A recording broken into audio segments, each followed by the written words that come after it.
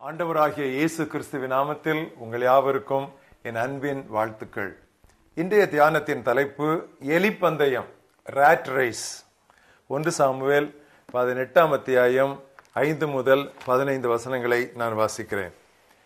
தாவீது சவுல் தன்னை அனுப்புகிற எவ்விடத்திற்கும் போய் புத்தியாய் காரியத்தை நடப்பித்ததினால் சவுல் அவனை யுத்த மனிதரின் மேல் அதிகாரியாக்கினான். அவன் எல்லா மக்களின் கண்களுக்கும் சவுலின் ஊழியக்காரருடைய கண்களுக்கும் கூட பிரியமாயிருந்தான். தாவீது பெலிஸ்தனை கொன்று திரும்பி வந்த பின்பு மக்கள் திரும்ப வரும்பொழுது பெண்கள் இஸ்ரவேலின் சகல நகர்களிலும் இருந்து ஆடல் பாடலுடன் புறப்பட்டு மேளங்களோடும் கீதவாத்தியங்களோடும் சந்தோஷமாய் ராஜாவாகிய சவுலுக்கு எதிர்கொண்டு வந்தார்கள். அந்த பெண்கள் ஆடி பாடுகையில் சவுல் கொன்றது 1000, தாவீது கொன்றது 10,000 என்று முறையாய் பாடினார்கள். அந்த வார்த்தை சவுலுக்கு விசனமாயிருந்தது. அவன் மிகுந்த எரிச்சல் அடைந்து, தாவீதுக்கு 10,000, எனக்கோ 1000 தான் கொடுத்தார்கள், இன்னும் ராஜாங்கம் மாத்திரம்தான் அவனுக்கு குறைவாயிருக்கிறது என்று சொல்லி அந்நாள் முதற்கொண்டு சவுல் தாவீதை காய்மகாரமாய் பார்த்தான். மறுநாளிலே தேவனால் விடப்பட்ட பொல்லாத ஆவி சவுலின் மேல் இறங்கிற்று. அவன் வீட்டுக்குள்ளே தீர்க்க தரிசனம் சொல்லிக் கொண்டிருந்தான். அப்பொழுது தாவீது தினந்தோறும் செய்கிறபடி தன் கையினால் சுரமண்டலத்தை வாசித்துக் கொண்டிருந்தான். சவுலின் கையிலே ஈட்டி இருந்தது. அப்பொழுது சவுல், தாவீதை சுவரோடு சேர்த்து உருவ குத்தி போடுவேன் என்று ஈட்டியை அவன் மேல் எறிந்தான். ஆனாலும் தாவீது விலகி 2 தரம் அவனுக்கு தப்பினான்.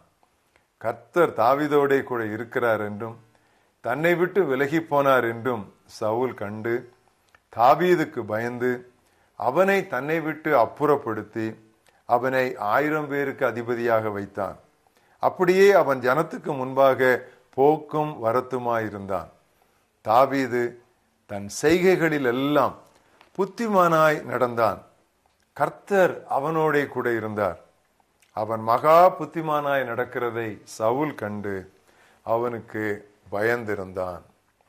இன்றைய மனப்பாட வசனம் 1 கொரிந்தியர் 3ஆம் அத்தியாயம் 8ஆம் வசனம்.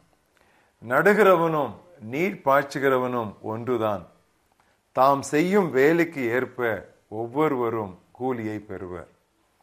The man who plants and the man who waters have one purpose, and each will be rewarded according to his own labor.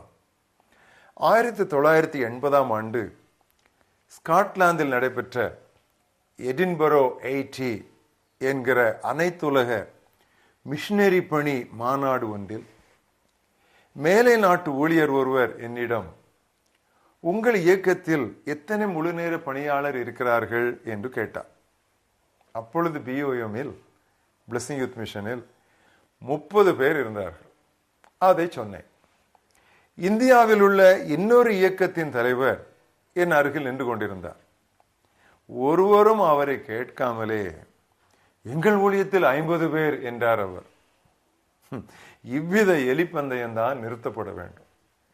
எண்ணிக்கைகளையும் சாதனைகளையும் குறித்து பெருமை அடித்துக் கொள்ளுவதற்கு நாம் சாக வேண்டும். பழைய ஏற்பாட்டிலும் புதிய ஏற்பாட்டிலும் 2லும் இருக்கின்றன. நமக்கு ஒரு கண்டிப்பான அறிவுரை ஒன்று தரப்படுகிறது. அதை நான் வாசிக்கிறேன். பழைய ஏற்பாட்டிலே அது எரேமியாவில் 9ஆம் அத்தியாயத்திலும், புதிய ஏற்பாட்டில் அது 1 கொரிந்தியர் 1ஆம் அத்தியாயத்திலும் உண்டு.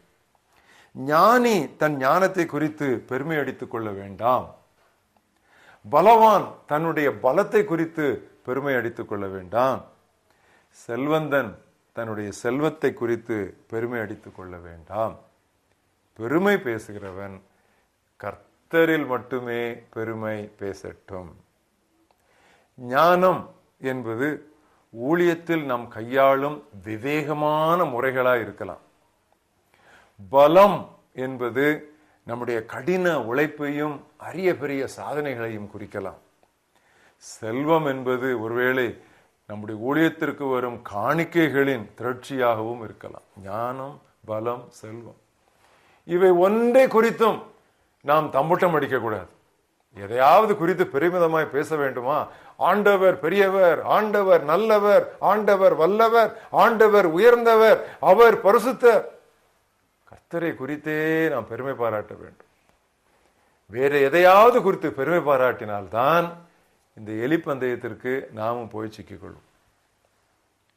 மற்ற ஊழியங்களினுடைய முன்னேற்றத்தை கண்டு நம்முடைய உற்சாகம், நம்முடைய ஊக்கம் கூட வேண்டும்.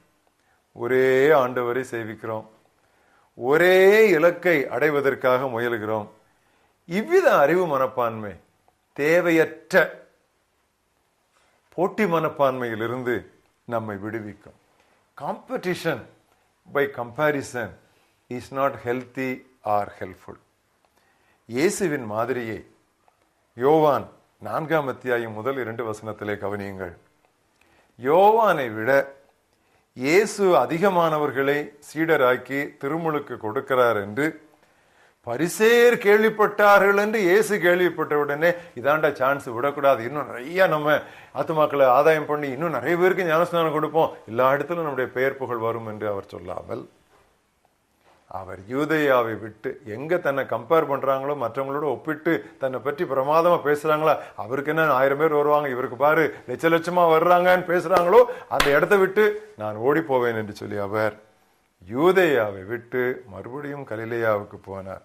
என்னே படிப்பேனே, இதுவல்லவோ பண்பு. இது எங்கே போச்சுது இன்றைக்கு கிறிஸ்தவத்திலே? இதே தத்துவத்தை திருத்தூதுவர் பவுலும் அப்படியே பயிற்சித்தார். அதே பாணியில் தான் அவரும் செயல்பட்டார். அவரது சாட்சியை கவனியுங்கள். கடவுள் வரையறுத்து கொடுத்த எல்லைக்குள்ளேயே இருப்போம், அதற்கு மீறி செயல்பட மாட்டோம், அந்த வரம்பை கடந்து நாங்கள் போக மாட்டோம் என்று 2 கொரிந்தியர் 10 அத்தியாயத்திலே அவர் தெளிவாக சொல்கிறார். பிற ஊழியங்களிலே நல்ல வெற்றி கட்டினார். அவர்களுக்கு அங்கே போய் ஊழியம் செய்கிறார்களாம், 1000 பேர் ஞானஸ்நானம் எடுத்தார்களாம், இந்த மாநிலத்தில் போனார்களாம், நிறைய பேர் அங்கே கர்த்தரை ஏற்றுக்கொண்டார்களாம், இத்தனை ஆலயங்கள் கட்டப்பட்டிருக்கின்றனவாம். இப்படியெல்லாம் பிற ஊழியங்களின் வெற்றிகள் நமக்கு கேள்விப்பட்டால் அவற்றில் மகிழ கற்றுக்கொள்ள வேண்டும். வேதம் சொல்கிறது, சந்தோஷப்படுகிறவர்களையும் கூட சந்தோஷப்படுங்கள். ஐயோ அவ்வளவு பேர் வந்துட்டாங்களா, அவங்களுக்கு அத்தனை ஆலயம் கட்டிட்டாங்களா, அப்படி நமக்கு பதட்டம் வரக்கூடாது, நமக்கு பரவசம் வர வேண்டும். பாருங்கள், இப்பொழுதுதான் சவுல் தாவீதை பார்த்தோம். சவுல் மூத்தவன், தாவீது இளையவன், சிறியவன், எல்லா விதத்திலும் சிறியவன். ஆனால் ஆண்டவர் சவுலை கடந்து தாவீதை ஆசீர்வதித்தார். இன்றைக்கும் கூட ஆண்டவர் மூத்த ஊழியம் ஒன்றை கடந்து இளைய ஊழியம் ஒன்றை, புதிய ஊழியம் ஒன்றை ஆசீர்வதிக்கலாம். அப்படிப்பட்ட வேளைகளில் தான் நாம் பொறாமைக்கு இடமே கொடுத்து விடக்கூடாது. ஏன் தெரியுமா? பொறாமை ஓர் எலும்புருக்கி. பந்தயங்களிலும் விளையாட்டு போட்டிகளிலும் ஆரோக்கியமான போட்டி மனப்பான்மை இருக்கிறதே, அது வரவேற்கத்தக்க. That's what we call healthy competition. மாறாக பொறாமையின் அடிப்படையிலான போட்டியை எப்படியாவது நாம் தள்ளிவிட வேண்டும், அதை நாம் அகற்றிவிட வேண்டும். பட்டணங்கள் நகர்களிலும் போட்டியிடும் பல குழுக்கள் உண்டே, போட்டியில்லா புது இடங்களில் நாம் பணித்தளம் அமைத்தே செயல்படுவோம் என்று மிஷனரி அண்ணன் பொன்ராஜ் ஐசக் பாடியதே நம்முடைய அர்ப்பணிப்பாகட்டும். எமில் ஜெபசிங் அண்ணன் அழகாக ஒரு கூற்றை கூறினார். சிங்கங்கள் நாட்டை சூறையாடி கொண்டிருக்கின்றன, நாமோ சுண்டெலிகளை வேட்டையாடி கொண்டிருக்கிறோம். திரும்ப சொல்லுகிறேன், சிங்கங்கள் நாட்டை சூறையாடி கொண்டிருக்கின்றன, நாமோ சுண்டெலிகளை வேட்டையாடி கொண்டிருக்கிறோம். ஏன்? தேவையற்ற போட்டி, எலிப்பந்தயம். புரிந்து கொள்வோம், இன்று நடுகிறவனும் நீர் பாய்ச்சுகிறவனும் ஒன்றுதான். தாம் செய்யும் வேலைக்கு ஏற்ப ஒவ்வொருவரும் கூலியை பெறுவர். அறுப்பின் ஆண்டவரே, அறுப்புக்கு நீர் ஊழியரை அனுப்பினதற்காக நாங்கள் உம்மை துதிக்கிறோம். அறுப்புக்கு பல இடங்களிலே பல இயக்கங்கள் மூலமாக பல மாநிலங்களுக்குள்ளே பல மக்களினங்களுக்குள்ளே ஊழியம் செய்ய பலவித ஊழியர்களை அனுப்பினது நீர்தான் ஆண்டவரே. ஆனால் எல்லா ஊழியருடைய அரிக்கட்டுகளை சுமந்த மூட்டை மூட்டையான தானியங்களை சுமந்து வருகிற வண்டிகள் எல்லாம் வருவது உம்முடைய ஒரே களஞ்சியத்திற்கு தான் ஆண்டவரே.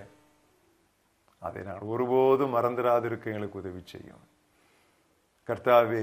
தேவையற்ற போட்டி கர்த்தாவே, விரோதங்களை உருவாக்குகிற போட்டி, அடுத்தவர்களுக்கு குழி பொறிக்கிற போட்டி, இந்த தேவையற்ற எலிப்பந்தயம் இவை எல்லாவற்றிலிருந்தும் எங்களை விடுவித்து எங்களுடைய ஞானத்தையும் எங்களுடைய சக்தியையும் எங்களுடைய விவேகத்தையும் தாளந்துகளையும் வரங்களையும் ஆக்கபூர்வமான முறையிலே நாங்கள் பயன்படுத்த கர்த்தர் எங்களுக்கு உதவி செய்ய வேண்டும் என்று நாங்கள் ஜெபிக்கிறோம். இந்த நாளின் இந்த முக்கியமான சத்தியம் கிறிஸ்தவம் எங்கும், குறிப்பாக தென்னக கிறிஸ்தவம் எங்கும், அதிலும் குறிப்பாக தமிழக கிறிஸ்தவர்கள் நடுவிலே அதிகமாய் ஆணித்தரமாய் பதிவதாக இயேசு கிறிஸ்துவின் நாமத்தில் ஜெபிக்கிறோம் எங்கள் ஜீவனுள்ள பிதாவே, ஆமென்.